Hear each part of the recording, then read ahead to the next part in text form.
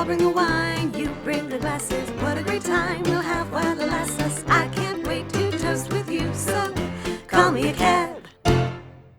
Hi, I'm JoAnne, and this is Call Me a Cab, a show about tasting wine without intimidation. Today we're going to be pairing some great foods with a sparkling white, a rosé, and a Zinfandel. My special guest on the show is Manuel Baca, an assistant prop master in the film and television industry. And without any further ado, let's get started. Manuel, I just did a terrible job introducing you because I feel like you have way too many credits for me to explain. Give me like some pop examples of all the cool crap you've worked on, which I think is pretty much everything I ever have seen in my life. Well, I guess most recently was Crazy Ex-Girlfriend, Tombstone, the TV series Deadwood, Tales from the Crypt, The Wonder Years. The Wonder Years! That makes like me she so said, happy. I've been in for a long time. Well, there's been a lot, because I feel like every conversation we have, you pop out with, oh, when I was working on this, and when I was working, and he's not being like a bragger. This is genuinely, you've been doing this for a while. Starship Troopers, Grace and Frankie. Yeah, I've been around for a long time. We know each other from working on set together behind the scenes, and now you're in front of the camera. How does this feel? It's not the right place for me. One of the few people in Hollywood who's never wanted to be in front of the camera. And now the George Lucas spirit is to really convince people that you're a behind the camera guy. Yes, and hopefully one day I'll get the George Lucas money. You're looking richer already. I'm pretty far behind. So. Our first wine that we're going to taste today is Brut Wet sparkling wine. Okay. It's actually from New Mexico, but it is made in a style called méthode champenoise, which, from what I understand, means it's made exactly like they make the champagne in Champagne, France, but you can only call it champagne if it's from Champagne. I know that much. So I'm going to have you open this, because I always open with a napkin because of the fear of the thing shooting off. But you say you usually open it barehanded. Yeah. So let me get this little thing up. But while I'm doing this, see, I can't even get this part off. I'm going to tell you the story of the first time I had to open champagne on New Year's Eve in a restaurant. So I'm waiting tables, and I had never opened a bottle of champagne. And here I am, New Year's Eve in a restaurant. So I ran up to somebody and was like, I do not open this, I don't know. They're like, just twist off the cage and pop the top. These were my instructions. So I twisted off the cage. That part's easy enough, although I was apprehensive of the, like, when you release the cage, like, is it just gonna shoot off? And then the next instructions were pop the top. See, now he's like guarding it with his hand. Beautiful. I needed to open this bottle of champagne for this table. And I went to pop the top. So just like on TV, I put my thumb under it, and it just shot up and came right back down and smacked Grandpa right in the middle of his bald head. I then learned I always take a napkin and I hold the napkin over the top of it, which I guess also then sops up any of the overage of. That's a good thing. Okay, so this is the Brut. Now, Brut is how I have heard it said by people on the internet who are the experts of the world. It was probably originally Gruet, because I did do some research on this, and the original family had a winery in France. So this is from the New Mexico appellation. I think first things we're gonna do is we're gonna take a little smelly smell. And I guess you don't swirl champagne because it dissipates the bubbles. Yeah. So, but we get to smell it. Yeah. It smells so good. Now I gotta practice naming it. I'm gonna say a little bit of honey almost. Like a citrusy honey, which is the most food-related thing I've ever smelled in wine. Not the wet dog. Yeah, I don't even think I smell a single wet animal in this. I don't even smell laundry or anything. It's lovely. It's very light. It's sweet without being pungent at all. I almost get like a little apple. Almost like a Granny Smith. It had a little tartness type smell to it. I don't want to overdo it. My nose. Like, this wine is good. It doesn't smell like wet animal. And even sometimes when it does, it's still good. There are some wines that have a very pungent smell, but then the taste is completely different. You're right. We shouldn't oversmell. I'm going to go do a tasty taste. We should smell, but it's nice. It's bubbly. I guess that's why they call it bubbly. I like it, and I'm not a huge sparkling wine person. Are you normally? No. Most of the sparkling wines I've tried, I don't like. They tend to be a little on the tart side. There are some that I do really enjoy. This is one of them. This is very nice. This is actually a really easy drinker. Yeah. This is not too shabby. No, it's very nice. I went on to Google and said, please, wine experts of the world, tell me what pairs well with things. And so with a sparkling wine or champagne, Camembert was one of the recommendations. So you can do it either with a cracker or by itself. I think I'm just going to do a little piece by itself. There's a somm on YouTube called Somm Vivant who apparently just loves this stuff. So based on her recommendation, she doesn't even know me, I tried this. And so far so good. So now I'm going to try it with a little bit of brie. I'll have some too. And it's not brie, it's Camembert. but it's quite good. It's a nice camembert. Yep, that's good together. Oh my God. What do you think? Does it change it at all for you? It does change it. It actually makes it a little more acidic, I have to say. Like, yeah. It's like a little bit more citrusy with the cheese than it was without. Like, it was a little more on the honey side without. To me, it makes a cheese pop even more. I feel like the flavor of the cheese that's got interesting. Stronger. Do you like that kind of cheese already? I do. Like, I'm a cheeseaholic. oh, are you? I already know that you're a wine person because this is one of the things that we've bonded over. Late in our friendship, we've known each other for 3 years, and we're both like, wait, you like wine too? Are you at all intimidated, or have you ever been intimidated to like try new wines? Or are you just pretty bold like this? I have been, which usually keeps me staying with, I tend to be a cab guy. Call me a cab. Yeah, hey. What do you know? And are you like a California cab, or do you go all over the world for your cabs? I tend to stay with the Californias. Okay. I like a lot of stuff that comes out of Paso Robles and areas around there, the Napa region. Temecula has some nice stuff. So yeah, I do definitely like my California wines. So next up is not California at all. It's not the United States at all. Oh. The next wine takes us to Portugal. Uh-huh. This is a Métis Rosé. Now, I'm not a big rosé drinker. In fact, I'm not a rosé drinker. I've never really done the rosé thing. We went wine tasting about a week ago. I had a rosé. I think that might be the first rosé I've ever really, that I remember having. Yeah. Well, speaking of that, do you remember when you first had wine? I was probably around 5 or 6, and I used to just kind of sneak it from the table when my parents would be having And what were they drinking? Just like table wine, like red wine? Or It was just red wine. It's so funny because Brand or anything. my experience is similar. I wasn't a sneaker of things. I was definitely like a little rule follower, which has gotten me nowhere. My mom used to have in the coupes, the old champagne coupes, which I really miss those. My mom would drink just red wine in these champagne coupes, and my parents, being the people that they are, had labels on their glass. Do you remember those label makers that they literally like indented into like a piece of plastic, and there was a sticker on the back? So there was a John one and there was an Elaine one stuck to their champagne coupes. It was classy. That was high technology in the 70s. Definitely. So she had her glass. She always had a glass of red wine at dinner. I was a child, so to me, it's red wine. It must taste like Kool-Aid. So it seemed like it was going to be great. And then it was like, can I please have a sip? And my mom was like, okay, gives me a sip. It doesn't taste like Kool-Aid. Thank God, because when I taste wine now that tastes like Kool-Aid, I'm like, what is this crap? That was my start into wine. So this is a rosé from the Alentejo region of Portugal. Portugal is a big wine region. Oh my goodness, I can do this. I can't do this. So this is rosé. I want to love rosés. They're so pretty. I don't know if you can see this on camera, but it's like almost an orangey pink, like a ruby pink. Oh my God, so pretty. It smells nice. It smells a little peppery, which is kind of nice. I sort of like that. Again, I'm thrilled that I'm not smelling animals today. Slightly peppery. Are you sure your cat didn't Maybe it was just the cat fall stepped into in the your glass or something? Or could happen.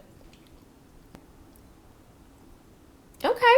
It's savory a little bit. Yeah. I don't hate that. Okay, this is gonna get gross, but it tastes like the juice that you squeeze off the steak, like when you cut a steak and that little steak juice is there. I'm not getting that. Salt in it. No? But it would be good with that. It's like a shot of steak juice with a rosé chaser. That would be different. Okay, what does it taste like to you? With your food flavors. You're not making me want to try this. But it's good. But I like it. It's not like too acidic. Yeah, a little melony, like a watermelon-y fruity almost. Yeah, like a watermelon grapefruit hybrid.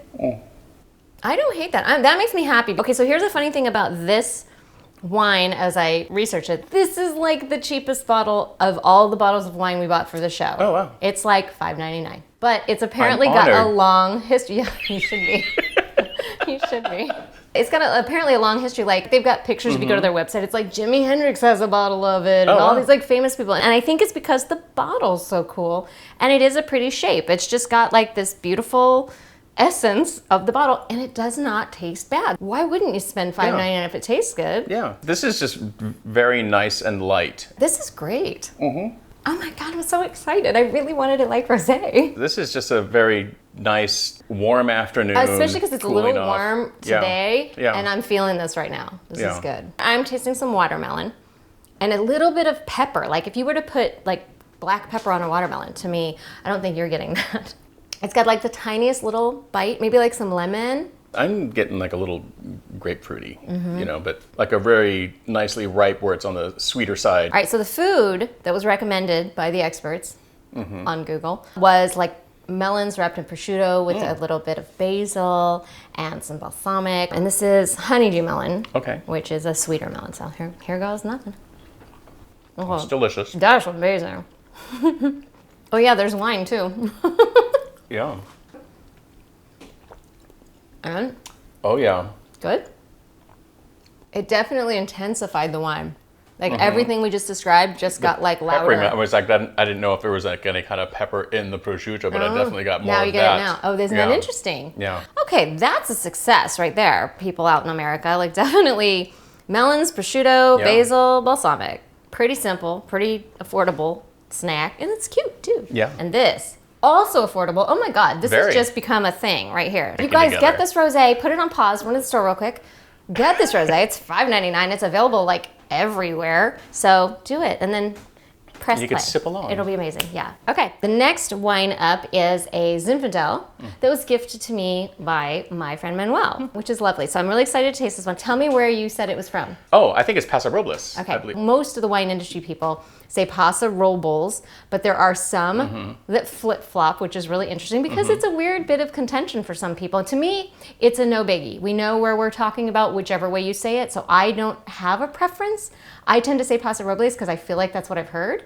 It sounds proper to me. And I don't think it's a big deal. I think when you take a stance, that's an interesting choice. Yeah. I'm fine with either. It's always going to be Robles to me. That's romantic. That's just in my heart. Should be a song. It's always be Robles to me. All right, I'm gonna open it up with my favorite wine I'm gonna key. stand back. She's got a knife. No. This part I'm good at. It's not champagne, so I can do this. So we just did the big Paso Robles debate, and now we have poured. So let's give it a sniff and a swirl. No, you haven't had this one yet. I haven't had this one, and I've. Generally speaking, I'm a Zinfandel fan. I don't want to just blanket say I like Zinfandel, but I do. I like red wine. See, the one I had before, this is, what is it, 2017, is it? I had the 2016. So you've had this and you like this. I have not had the 17. Oh, nice. I'm excited to be trying it with you. The color's nice and like dense. Like it's hard to see through this. It's like a very dark ruby color. Smells a little... Okay, see, I got my wet animal in this one. Maybe it's the reds. Wetness anyway. Okay, I'm gonna try to up my game. It's like wet dirt, wet rocks, wet... I'm getting plum. I smell some like deep. Okay, keeping it with my wet earth, I feel like if you stepped on plums in mud. Okay. I think it's happening. Okay. That makes sense. You stomp grapes. Maybe somebody had like muddy feet that were stomping. Do they still do it that way? I don't think. I hope not. Those pits might hurt. Oh. Well, that's what they did, though, right? That's the original. What a with weird plums way to figure or with it out. grapes? Oh, I you guess mean? with grapes. Yeah. Well, don't wine grapes there have is seeds? a plum wine. I think they do. I mean, they have small. Not the things kind that that hurt your can be. feet. I don't think they would hurt very much. Okay, you smell plum. I smell licorice, maybe.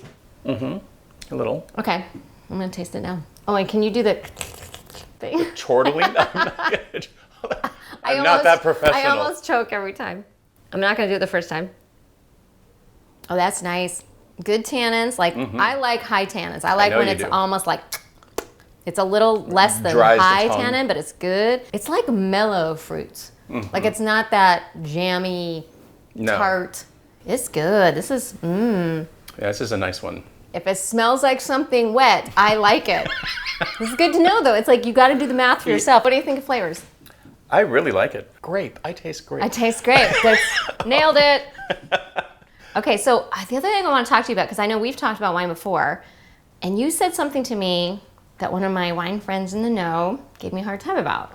Oh, legs. About the legs. Yes. So what do you know and think about legs? I don't know much about legs. Like if you're like, it's got nice legs on it, what does that mean to you? Guess for me, I guess it would just help add with the texture and not so like watery or anything. It's just got more volume to it. What I had learned when I was restaurateuring, not touring, I was like waiting tables, but a dude came in, taught us about the wine, but he did do the swirl, hold it up, look at the legs. What he said, if the legs are sort of evenly spaced, that's a balanced wine.